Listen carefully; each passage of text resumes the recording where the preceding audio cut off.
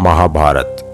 महाभारत हिंदू धर्म का एक पवित्र ग्रंथ और एक महाकाव्य है। महाभारत के बारे में तो आप सब जानते हैं।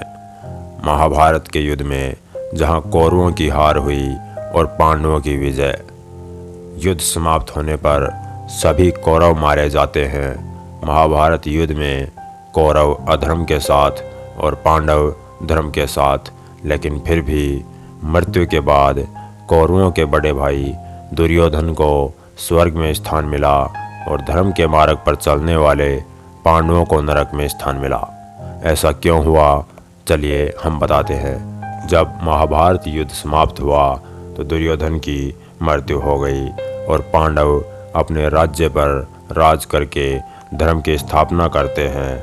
और कुछ समय बाद पांडव अभिमन्यु के पुत्र परीक्षित को सारा राजपाट सौंपकर हिमालय की ओर स्वर्ग की यात्रा पर निकल पड़ते हैं। स्वर्ग की यात्रा पर पांचों पांडव भाई और उनकी पत्नी द्रौपदी और उनके साथ एक कुत्ता था।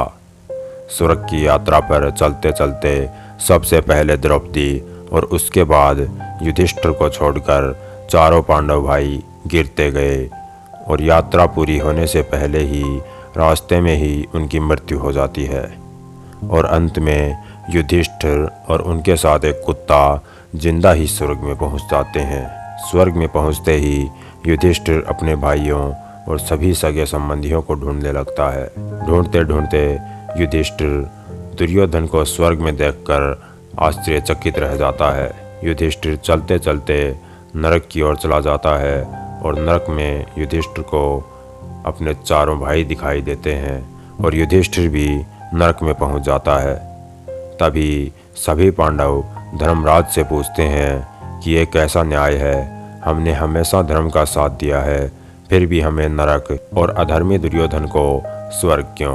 तब धर्मराज बताते हैं कि युधिष्ठिर, भीम, नकुल और सहदेव ये झूठ फैलाने में शामिल थे कि अश्वत्थामा मारा गया और अर्जुन ने निहत्थे कर्ण का वध किया था और द्रौपदी ने अपने पांचों पतियों के साथ प्रेम में भेदभाव किया।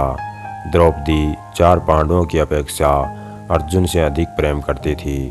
तभी पांडवों को कर्ण भी नरक में दिखाई देते हैं और कर्ण के बारे में पूछने पर धर्मराज बताते हैं कि कर्ण ने भरी सभा में एक स्त्री को वेश्या कहा था, इसलिए तुम सभी को कुछ क्षण के लिए नरक का दुख भोगना पड़ेगा।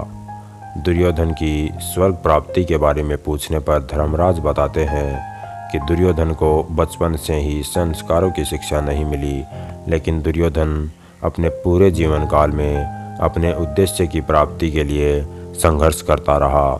सामने चाहे कितनी भी बड़ी कठिनाई आई हो, दुर्योधन अपने उद्देश्य के लिए लड़ता रहा। इस कारण दुर्योधन को स्वर्ग की प्राप्ति हुई।